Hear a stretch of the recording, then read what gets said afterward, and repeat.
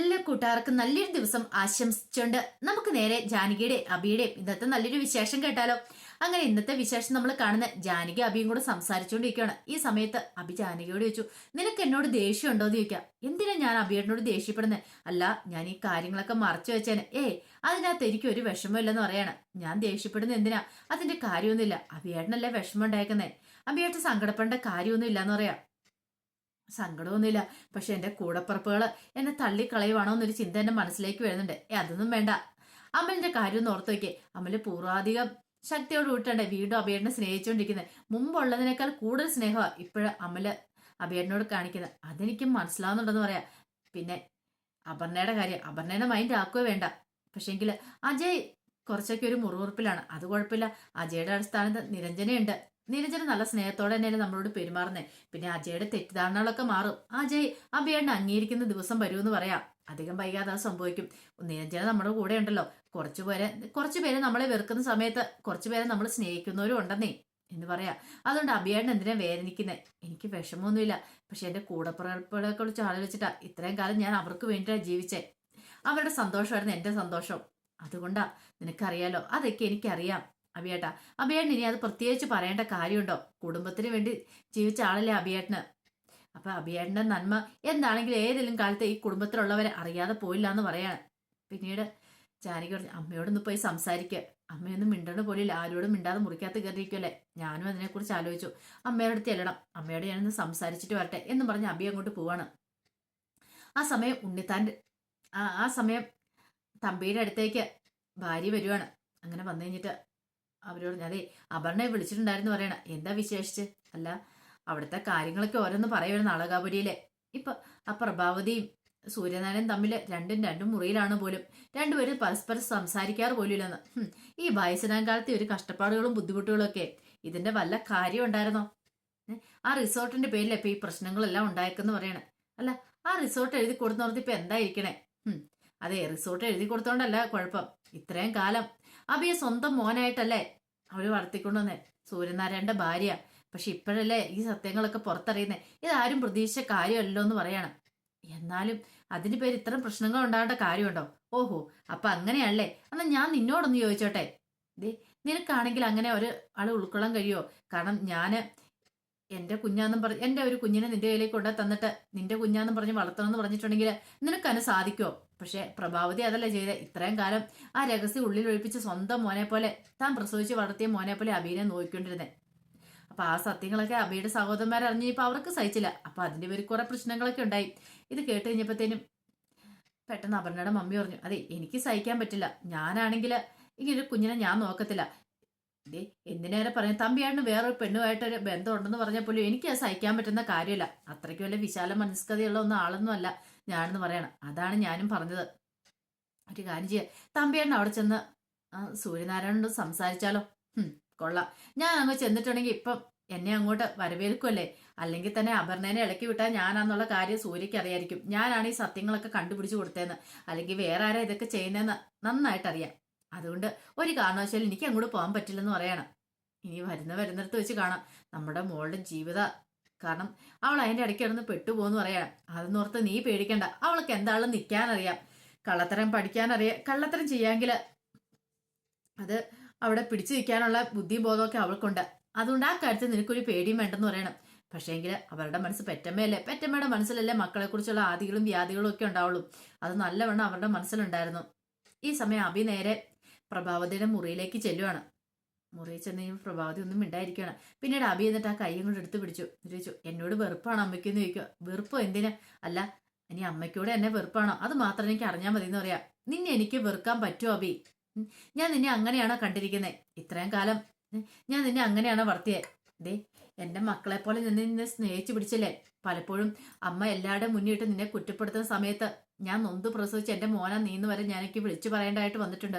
കാരണം സത്യങ്ങളൊന്നും ആരും അറിയാൻ പാടില്ലെന്ന് വിചാരിച്ച്. അപ്പോഴേക്കും ജാനകി അങ്ങോട്ട് മുറിക്ക് പുറത്തു വന്നു. ജാനകി ഇതെല്ലാം കേൾക്കണമെന്നുണ്ടായിരുന്നു. പിന്നീട് അബിയുടെ ആയിട്ട് പറഞ്ഞു, നിനക്കറിയാലോ എത്രയോ വട്ടം അമ്മ നിന്നെ കുറ്റപ്പെടുത്തിക്കൊണ്ട് വന്നിട്ടുണ്ട്. അന്നെല്ലാം നിന്റെ രക്ഷയ്ക്കായിട്ട് ഞാനല്ലേ വന്നിരിക്കുന്നേ.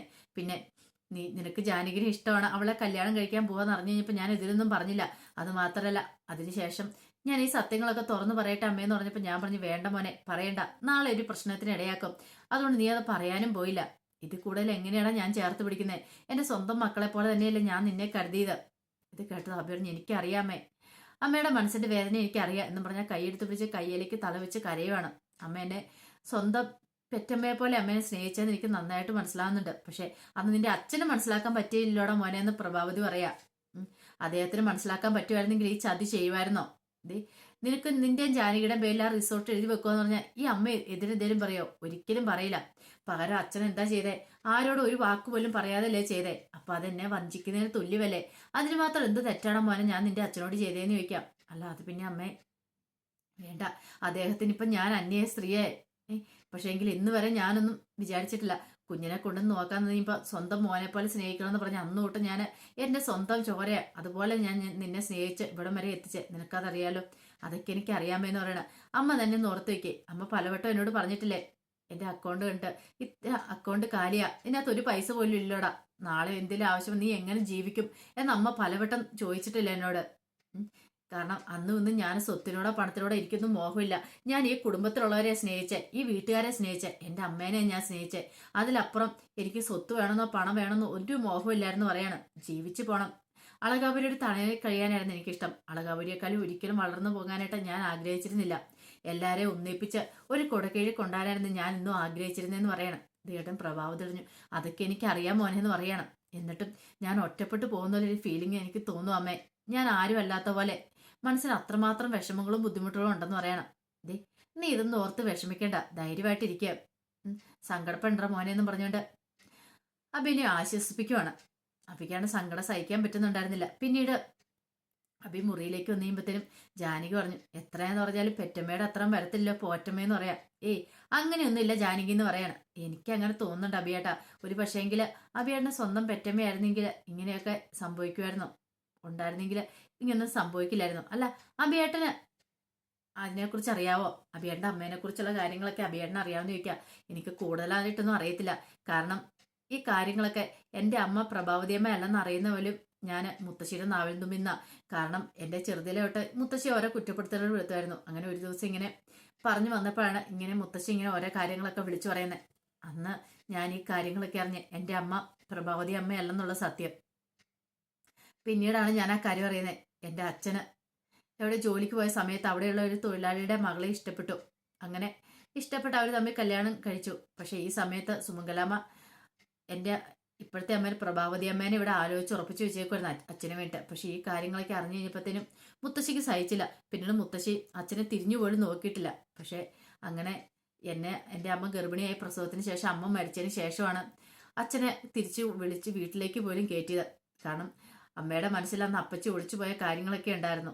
അതുകൊണ്ട് ആ ഒരു ടെൻഷൻ കൊണ്ടായിരിക്കും അമ്മ മുത്തശ്ശി ഇങ്ങനത്തെയുള്ള ബന്ധങ്ങളൊന്നും അംഗീകരിച്ചിരുന്നില്ല എന്ന് പറയാണ്. ഇതെല്ലാം കേട്ട് കഴിഞ്ഞപ്പോഴത്തേന് ജാനകിക്ക് ഭയങ്കര വിഷമായി. ജാനകിയുടെ സാരമില്ല അഭിയേട്ടാ, വിഷമിക്കണ്ടെന്ന് പറയാം. എനിക്ക് വിഷമമൊന്നും ഇല്ലാന്ന് പറയണം. അല്ല നിനക്ക് വിഷമം തോന്നിയിട്ടില്ല ജാനകി? ഇത്രയും കാലം അച്ഛനും അമ്മയും ഇല്ലാത്തതിൻ്റെ ബുദ്ധിമുട്ട് ഉണ്ടോന്നോ? ഒത്തിരി തവണ തോന്നിയിട്ടുണ്ട്. എനിക്ക് അച്ഛനും അമ്മയില്ല. ചിലപ്പോൾ ഒരുപക്ഷെ അവരെവിടെയെങ്കിലും ഇരിക്കുന്നുണ്ടായിരിക്കും. എനിക്ക് ആഗ്രഹമുണ്ട് എന്നെങ്കിലും അവരെ ഒന്ന് നേരിട്ട് കാണണമെന്ന് ഭയങ്കര ആഗ്രഹമുണ്ട്. എന്തെങ്കിലും അത് ആഗ്രഹം നടക്കുമെന്ന് അറിയത്തില്ല.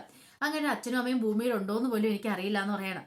ഇത് കേട്ടത് അഭി പറഞ്ഞു സമാധാനമായിട്ടിരിക്കുക, ഒരു പക്ഷെ ഉണ്ടെങ്കിൽ എന്നെങ്കിലും നമുക്ക് ജീവനോടെ കാണാനായിട്ട് സാധിക്കുമായിരുന്നൊക്കെ പറഞ്ഞ് ജാനകിനെ ആശ്വസിപ്പിക്കുകയാണ്.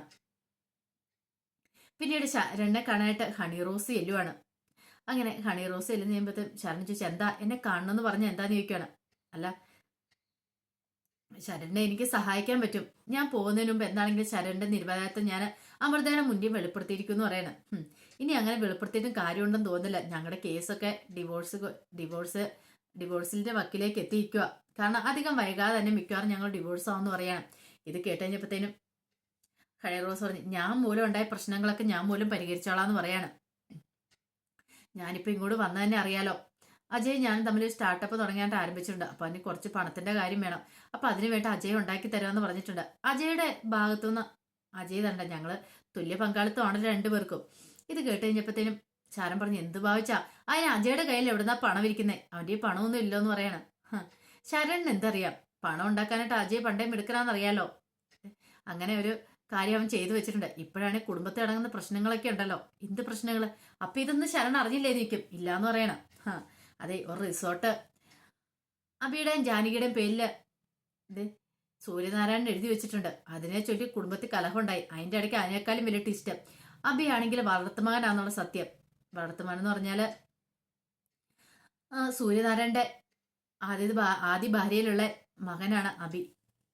പക്ഷേ പ്രഭാവതിയമ്മയുടെ ആരുമല്ലെന്ന് പറയാണ്. പ്രഭാവതിയമ്മ വളർത്തിയെന്ന് മാത്രമേ ഉള്ളൂ. പക്ഷെ ഇതിന്റെ പേരിൽ ഇപ്പൊ കുടുംബത്തിൽ വലിയ പ്രശ്നങ്ങളൊക്കെ നടന്നുകൊണ്ടിരിക്കുകയെന്ന് പറയാണ്. ഇത് കേട്ട് കഴിഞ്ഞപ്പോഴത്തേനും ശരൺ പറഞ്ഞു, ഇതൊന്നും ഞാൻ അറിഞ്ഞില്ല എന്ന് പറയാം. അങ്ങനെയാണെങ്കിൽ അറിയേണ്ടതായ പല കാര്യങ്ങളും ഇതുവരെയായിട്ടും ശരൺ അറിഞ്ഞിട്ടില്ല. അതാ കുഴപ്പം. ഇപ്പോഴും അജയ് കലക്കവളത്തിൽ മീൻ പിടിക്കാണ്ട് ശ്രമിച്ചുകൊണ്ടിരിക്കുന്നത്. കാരണം ആ റിസോർട്ട് മക്കളുടെ എല്ലാവരുടെയും ബില്ലേക്ക് എഴുതി മാറ്റിയിട്ട് അത് വിൽക്കാനുള്ള ശ്രമത്തിലാണ് അജയ് നടക്കുന്നത്. അങ്ങനെയാണ് കുറെ പൈസ കിട്ടുമല്ലോ. ആ പൈസ ഈ സ്റ്റാർട്ടപ്പിലേക്ക് മുടക്കാനായിട്ട് അവൻ തീരുമാനിച്ചിരിക്കുന്നു പറയാണ്. അങ്ങനെ ചില കാര്യങ്ങളൊക്കെ എന്നോട് പറഞ്ഞിട്ടുണ്ടെന്ന് പറയാം. ഇത് കേട്ട് ശരൺ തോഹോ, അപ്പൊ അതാണ് കാര്യം. ശരൺ ഒരു കാര്യം ചെയ്യാം, അമൃതയോടൊപ്പം നിൽക്കുക. കാരണം അമൃതയ്ക്ക് ഒരു ഷെയർ കിട്ടുമല്ലോ. ശരണ് പിന്നെ എന്താ കുഴപ്പം? പിന്നെ ശരൺ എനിക്ക് തരാൻ കുറച്ച് വലിയ എമൗണ്ട് തന്നെ ഉണ്ടല്ലോ, ആ തുക തരണ്ടേ? ഇപ്പൊ അമൃതയോടൊപ്പം പറ്റിച്ചേർന്നിട്ട കാര്യമുള്ളൂ. അല്ലാതെ അവളുമായിട്ട് ഡിവോഴ്സ് എടുത്തു കഴിഞ്ഞിട്ടുണ്ടെങ്കിൽ ആ തുകയൊന്നും ഒരിക്കലും തിരിച്ചു തരാൻ പോലും പറ്റത്തില്ല എന്നൊക്കെ പറയാണ്. ഞാൻ പോകുന്നതിന് മുമ്പ് എന്താണ് നിങ്ങളുടെ കാര്യത്തിൽ ഒരു കോംപ്രമൈസ് ആക്കിയിരിക്കും എന്നൊക്കെ പറഞ്ഞ് ഹണിറോസ് അങ്ങോട്ട് പോവാണ്. വല്ലാത്തൊരവസ്ഥയായിപ്പോയി ശരണിന്. എന്ത് ചെയ്യണമെന്ന് അറിയില്ലാതെ ശരൺ നിൽക്കുക. അപ്പൊ അതിന്റെ വിശേഷങ്ങളൊക്കെയാണ് നമ്മളിന്ന് കണ്ടത്. ഇതിന്റെ ബാക്കി വിശേഷങ്ങളുമായിട്ട് വൈകുന്നേരത്തെ പ്രൊമോയി വരാട്ടോ. ഒരിക്കൽ കൂടി എല്ലാവർക്കും നല്ലൊരു ദിവസം ആശംസിച്ചുകൊണ്ട് നിർത്തുന്നു. നന്ദി.